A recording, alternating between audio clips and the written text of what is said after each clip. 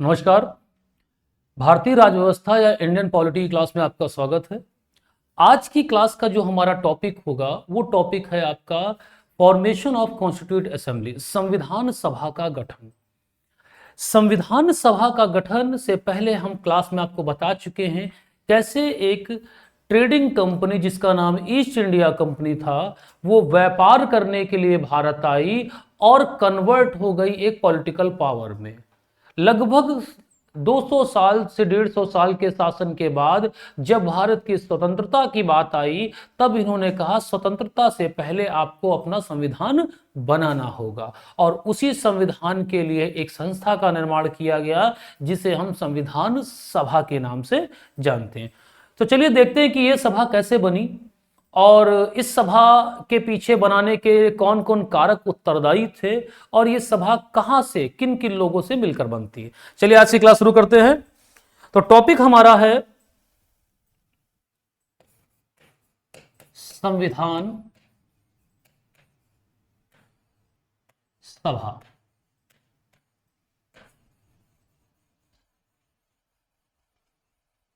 देखिए, संविधान सभा के गठन की अगर हम बात करें तो यह संविधान सभा की सबसे पहली बार औपचारिक रूप से बात एम.एन. राय ने की, जो कम्युनिस्ट पार्टी के एक वरिष्ठ नेता थे। लेकिन बैकग्राउंड की बात करते हैं, आधार कैसे रखा गया। हमारे पास दो चीजें हैं, एक है कांग्रेस और एक है मुस्लिम लीग। ये दो उस समय की सबसे बड़ी पार्टी हैं भारत में। कांग्रेस की जो डिमांड है वो है पूर्ण स्वाधीनता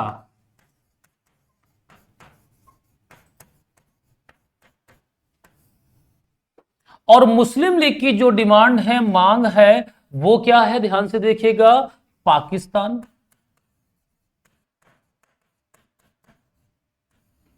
दोनों की अपनी अलग अलग डिमांड है। कांग्रेस की अपनी मांग है, डिमांड है और मुस्लिम लीग की अपनी डिमांड है। अब इन दोनों पार्टियों को सहमत करके संविधान बनाना है।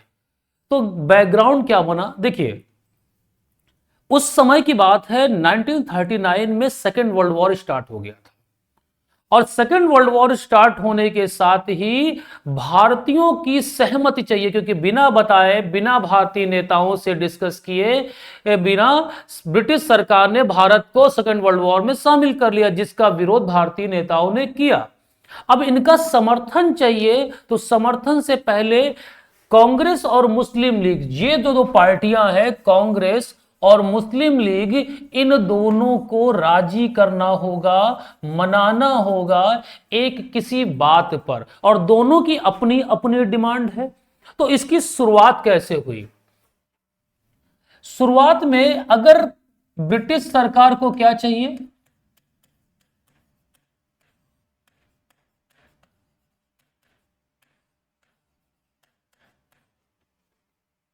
सेकेंड वर्ल्ड वॉर में, विश्व युद्ध में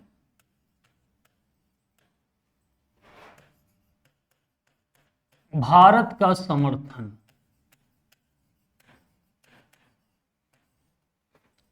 और इसके लिए क्या करना होगा,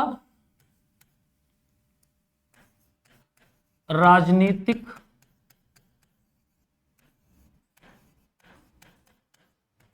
दलों का समर्थन।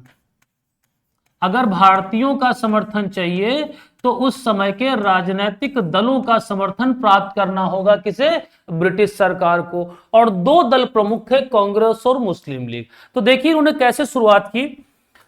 भारतीयों के समर्थन के लिए सबसे पहली बार इन्होंने एक प्रस्ताव लेकर आए जिसका नाम था अगस्त प्रस्ताव। क्या नाम है? अगस्त प्रस्ताव, अगस्त प्रपोजल। यह आया था 1940 में। इस प्रस्ताव में सीधा सीधा कहा गया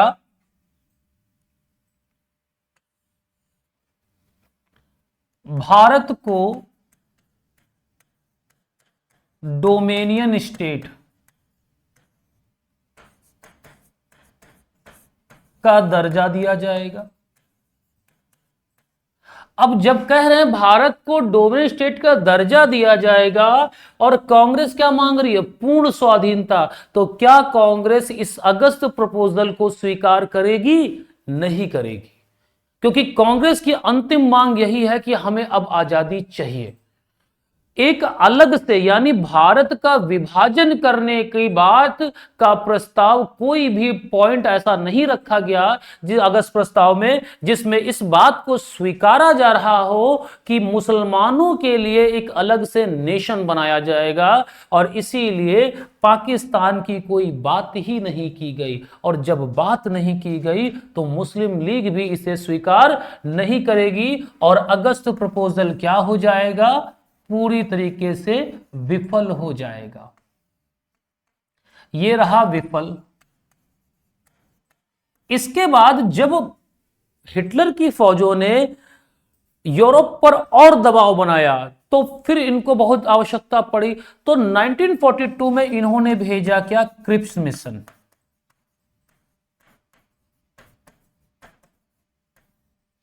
क्रिप्स मिशन ने भी सीधा सीधा कहा कि भारतीयों के लिए एक सभा होगी जो इनके लिए संविधान का निर्माण करेगी। यानी पहली बार इन्होंने क्या कहा, संविधान निर्माण करने के लिए एक सभा होगी। क्रिप्स मिशन क्या कह रहा है, संविधान के लिए सभा। दूसरा कहा इन्होंने डोमेनियन स्टेट का दर्जा।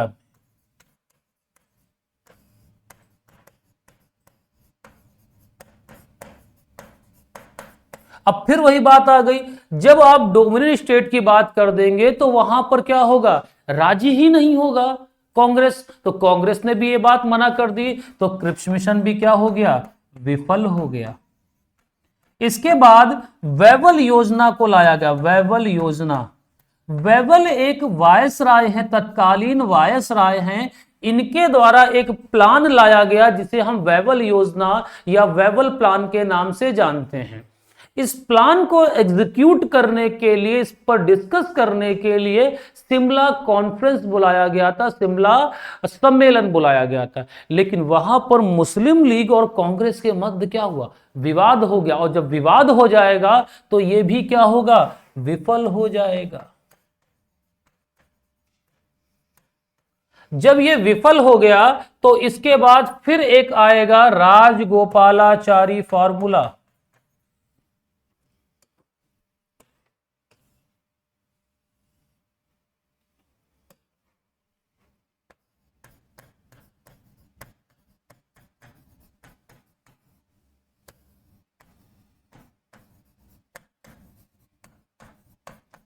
राजगोपालाचारी फॉर्मूला।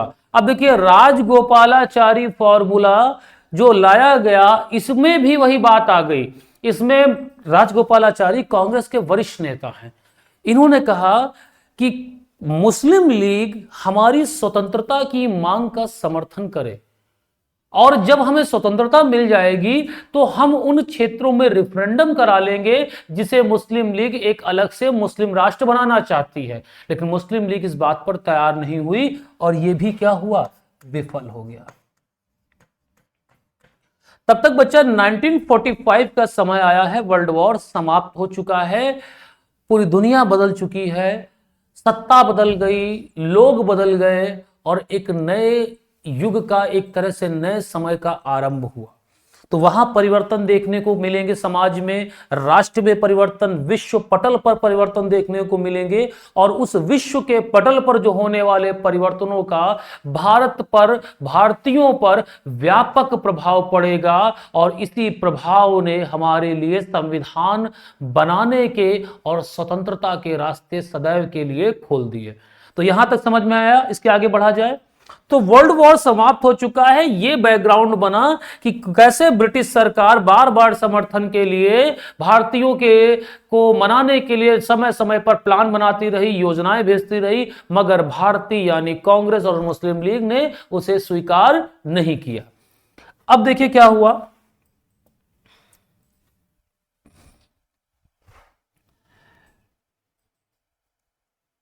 ब्रिटेन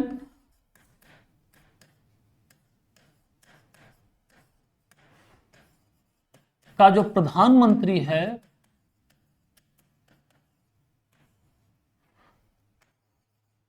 क्लीमेंट एटली, इसने घोषणा की 1948 तक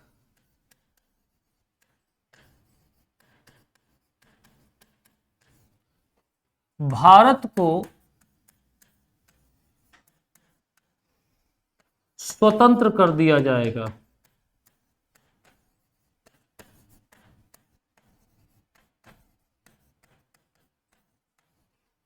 परंतु पहले संविधान का निर्माण करना होगा।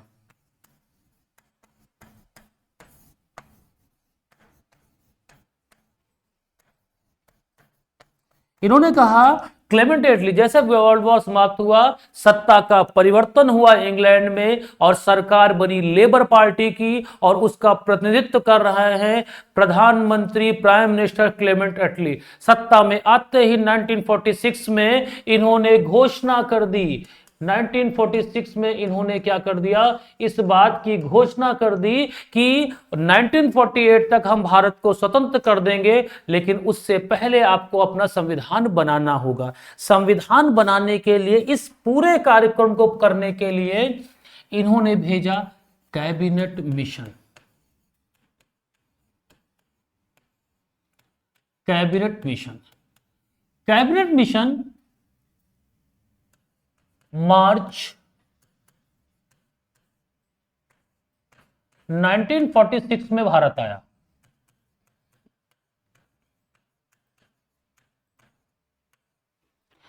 इसका जो उद्देश्य था भारत आने का, भारत के लिए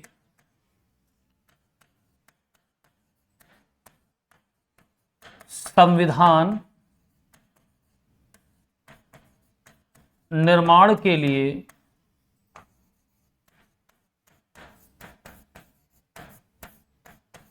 विकल्प की खोज, यानी जब क्लेमेंट एटली ने कैबिनेट मिशन को भारत भेजा तो उसे इस बात का दायित्व दिया गया कि आप भारत जाइए और ऐसे विकल्पों की तलाश करिए कि वहां पर सहमति से एक संविधान बन सके, क्योंकि दोनों लोग, मुख्य पार्टी जो हैं कांग्रेस और मुस्लिम लीग, आपने पहले देखा वो दोनों एक बात पर सहमत ही नहीं हो पा रहे हैं, और जब सहमत नहीं हो पाएंगे तो संविधान कैसे बनेगा। तो बेसिकली जो कैबिनेट मिशन था, इसको यही दायित्व सौंपा गया था कि आप जाओ और कैसे भी करके इन दोनों को सहमत करके एक बात पर सहमत करिए और एक संविधान का निर्माण हो सके। तो कैबिनेट मिशन आ गया। अब कैबिनेट मिशन का नाम कैबिनेट क्यों है? ब्रिटिश पार्लियामेंट के मेंबर हैं। तो देखिएगा,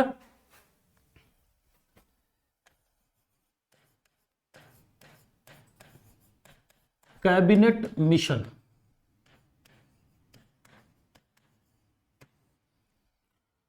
नाइनटीन 1946 में आया ये। इसमें 3 मेंबर हैं, 3 सदस्य हैं। अब देखो बेटा, 3 सदस्य हैं इसके। अब ये तीनों सदस्य अपॉइंट किए गए हैं ब्रिटिश पार्लियामेंट की ओर से, जिनको ये दायित्व सौंपा गया कि संविधान के निर्माण के रास्ते बताइए। उन तीनों सदस्यों के नाम हैं, पहला व्यक्ति है पैंथिक लॉरेंस। ये व्यक्ति इस कैबिनेट मिशन का अध्यक्ष है। एक व्यक्ति है एवी अलेक्जेंडर, और तीसरा व्यक्ति जो है, उस व्यक्ति का नाम है स्टेफोर्ड क्रिप्स। ये 3 व्यक्ति हैं और तीनों से मिलकर जो बना उसे हमने कैबिनेट मिशन कहा, क्योंकि ये तीनों ब्रिटिश पार्लियामेंट के मेंबर भी हैं। अब कैबिनेट मिशन जब भारत आया मार्च 1946 में, तो इसने परामर्श दिए, ब्रिटिश सरकार को दो परामर्श दिए। पहला परामर्श और दूसरा, दोनों परामर्श बहुत इंपॉर्टेंट हैं। पहला रिकमेंडेशन किया कि तत्काल एक अंतरिम सरकार का गठन करो, अंतरिम सरकार का गठन करो। दूसरा इन्होंने कहा संविधान सभा का गठन करो।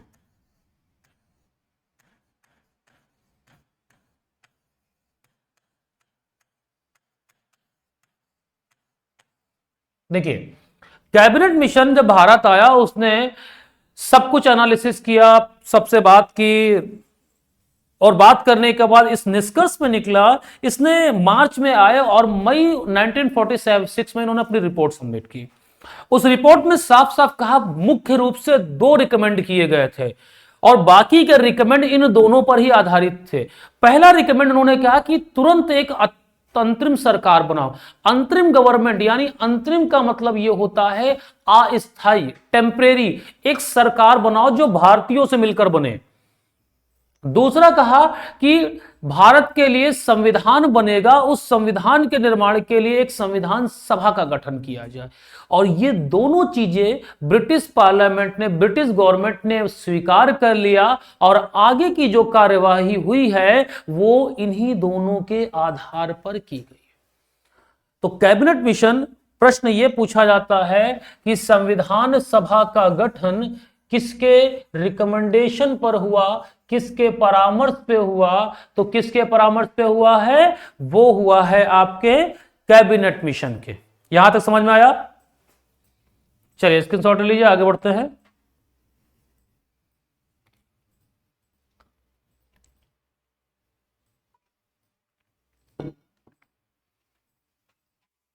चलिए आगे देखिए, अब हम दोनों रिकमेंडेशन को अलग अलग पढ़ेंगे, दोनों परामर्श को अलग अलग पढ़ेंगे।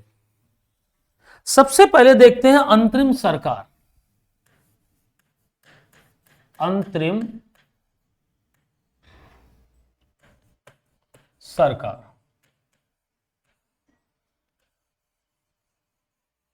अंतरिम गवर्नमेंट।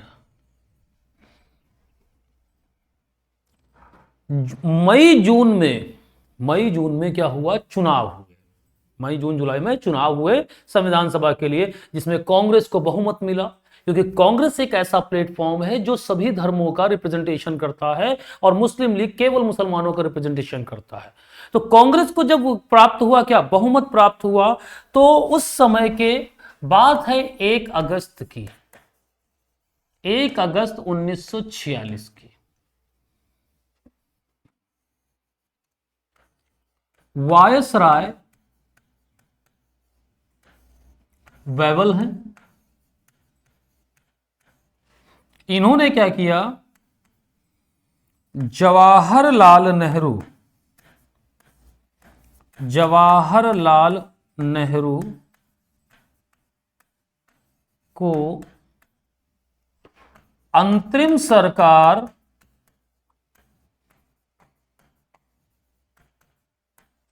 बनाने का निमंत्रण दिया।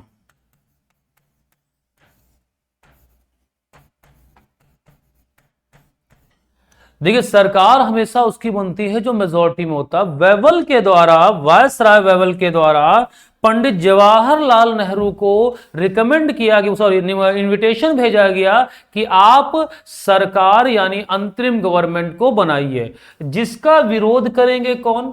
इसका विरोध किया किसने? मुस्लिम लीग ने विरोध किया।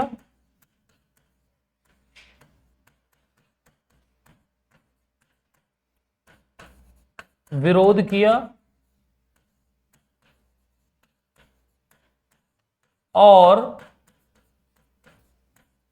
सीधी कार्यवाही दिवस,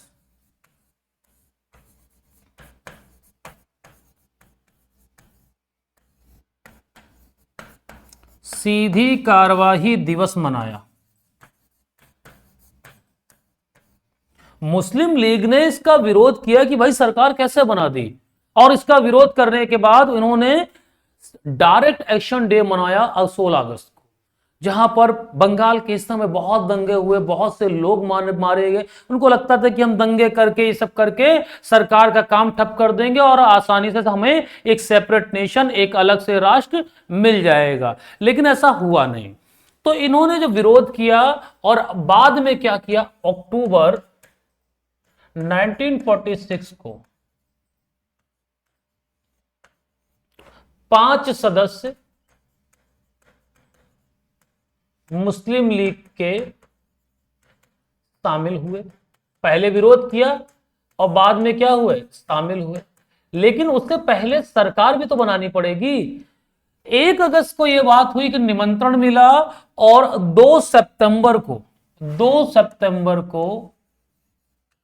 1946 को अंतरिम सरकार बनी, अंतरिम सरकार का गठन हुआ। 2 सितंबर को अंतरिम सरकार का गठन किया गया। उससे पहले क्या किया गया था, उससे पहले 1 तारीख को इनवाइट किया गया, 2 तारीख को सरकार बन गई। अब सरकार बन गई और इसी सरकार में जो सदस्य हैं, 5 सदस्य मुस्लिम लीग के शामिल कर दिए गए। अब जब शामिल हो गए तो सरकार तो बन चुकी है। मुस्लिम लीग बेसिकली शामिल कब हुई, पहले उसने मना कर दिया कि हम शामिल नहीं होंगे और डायरेक्ट एक्शन डे मनाया। उसके बाद वो शामिल, मुस्लिम लीग को जब डायरेक्ट एक्शन डे का प्लान विफल हुआ, असफल हो गया, तो उन्हें लगा कि हम सरकार के अंदर जाकर उसके कार्य को स्थगित करते हैं या बाधा डालेंगे। और इसके लिए अक्टूबर 1946 को 5 मेंबर शामिल हो गए आके। अब सरकार का एक अध्यक्ष होता है, एक उपाध्यक्ष होता है। अंतरिम सरकार का एक होता है अध्यक्ष,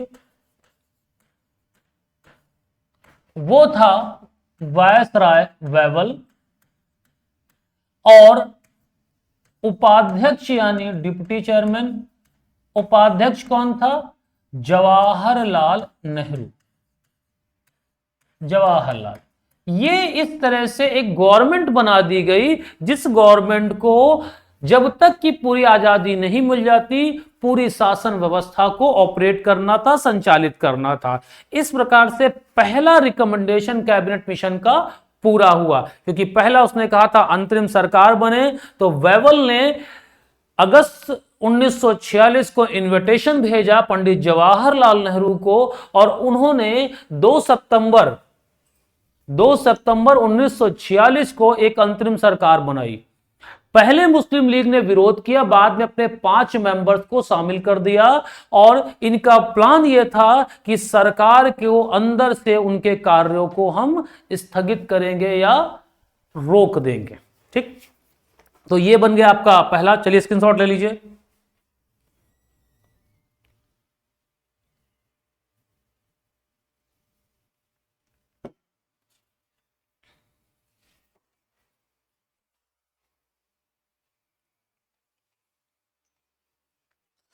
चलिए, अब देखिए पहला काम तो पूरा हो गया, अब दूसरा काम देखते हैं। दूसरा जो है वो है संविधान सभा।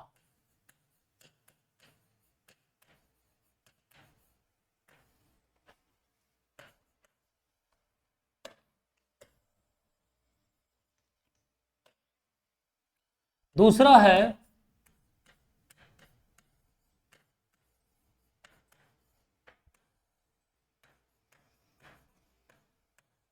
संविधान सभा का गठन, ये दूसरा था। अब संविधान सभा के गठन की बात करें तो इन्होंने कहा, कैबिनेट मिशन ने सबसे पहले कहा कि संविधान सभा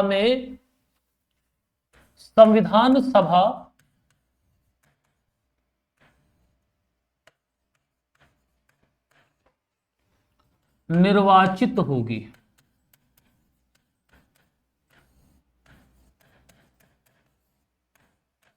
उन्होंने कहा संविधान सभा निर्वाचित होगी, कहां से, ब्रिटिश प्रांत से।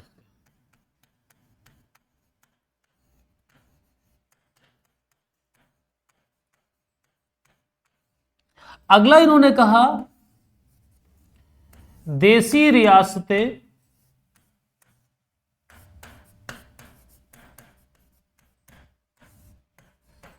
सभा में शामिल होगी।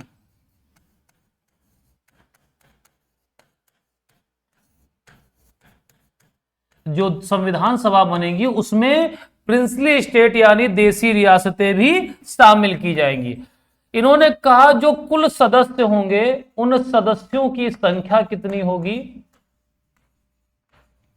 389। जो टोटल सदस्य होंगे वो कितने होंगे? 389। अब इसको एग्जीक्यूट करना है तो कैसे एग्जीक्यूट करेंगे?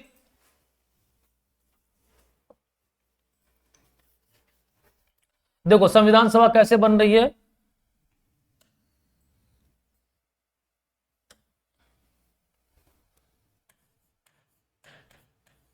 संविधान सभा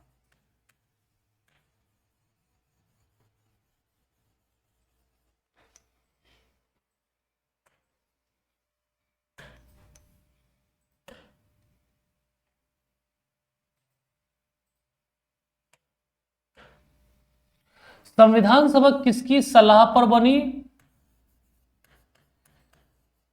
कैबिनेट मिशन के परामर्श पर।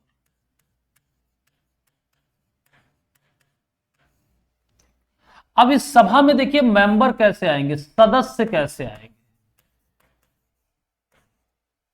सदस्य लाने हैं या हम कह सकते हैं सीटों की संख्या।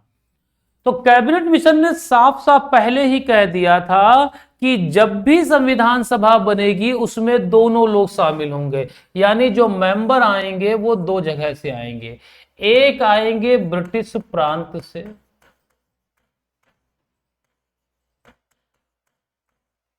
और एक सदस्य आएंगे, बाकी के कहां से आएंगे? देसी रियासत।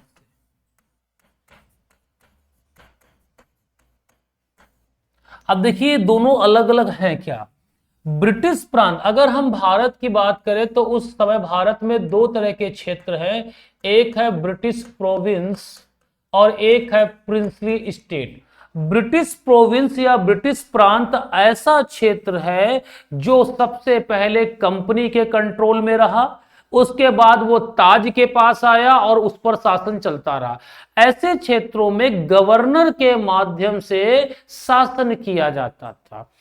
प्रिंसली स्टेट वो क्षेत्र हैं जहां पर राजा महाराजा पहले से एक्टिव थे और गवर्नमेंट ऑफ इंडिया एक्ट 1858 के बाद उसमें साफ साफ कहा गया कि आप लोगों को कोई शासन करने की स्वतंत्रता दी जाएगी। तो ये दो तरह के क्षेत्र हैं और कहा गया कि जो संविधान सभा बनेगी उसमें ब्रिटिश प्रांत भी होगा और देसी रियासत भी होगा। अब सदस्य जो आने हैं वो दोनों जगह से आने हैं।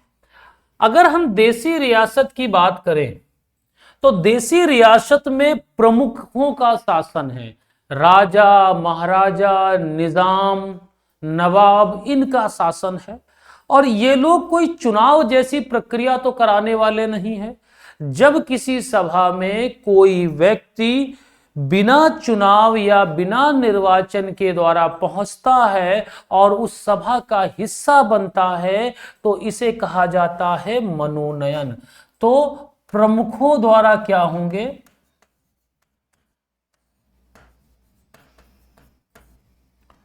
मनोनीत किए जाएंगे।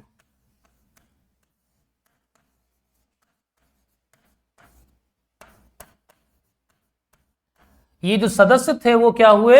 देसी रियासत के सदस्य प्रमुखों द्वारा मनोनीत किए गए, वहां के प्रमुखों ने मनोनीत कर दिया। दूसरा कहा था ब्रिटिश प्रांत।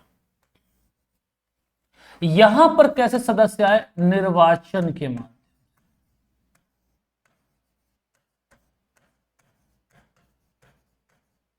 निर्वाचन के माध्यम से सदस्य आए। तो क्योंकि वहां पर तो मौजूद हैं पहले से प्रांतीय विधान परिषद, तो इस प्रकार से दो तरह के मेंबर हमारे पास थे, एक थे नॉमिनेटेड और एक थे आपके मनोनीत सदस्य। ठीक, टोटल कितने सदस्य हमारे पास होने चाहिए? टोटल जो मेंबर थे वो हमारे पास 389 होने चाहिए। इतनी बात समझ में आई? बताइए 292 प्लस 4 प्लस 90, सॉरी 92, ठीक, इतने सदस्य बनाए गए। इतनी बात क्लियर हुई, आगे बढ़े। अब देखो बेटा,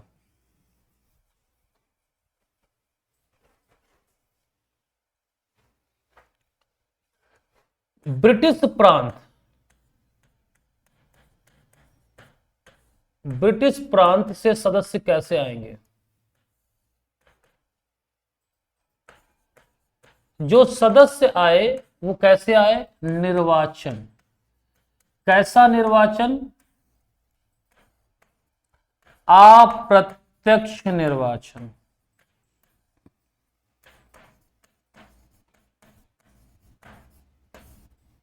के द्वारा, अप्रत्यक्ष निर्वाचन के द्वारा उन सदस्यों को लाया गया था। ठीक, अब देखो जरा अप्रत्यक्ष निर्वाचन समझ लीजिए। सबसे ऊपर थी जनता और उस समय मौजूद थी, निर्वाचन करती थी किसका? प्रांतीय विधान परिषद के सदस्य। जनता पहले प्रोविंशियल लेजिस्लेटिव काउंसिल के मेंबर्स को चुनती थी, प्रांतीय विधान परिषद के सदस्यों को चुनती थी, और ये सदस्य क्या करते थे? आगे जाकर चुनते थे किसे? संविधान सभा के सदस्यों।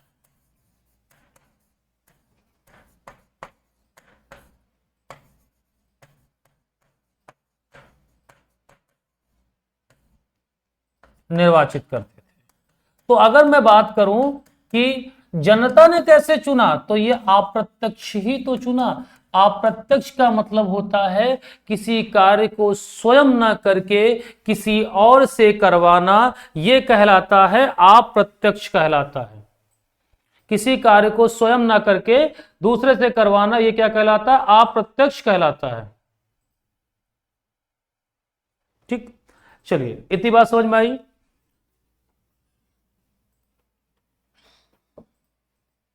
अब आगे देखते हैं। अब जो सीटें थी, सीटों की संख्या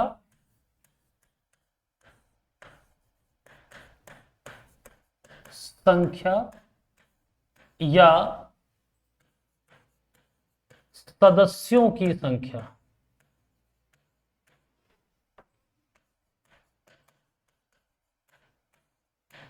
किस आधार पर निर्धारित की गई थी? जनसंख्या के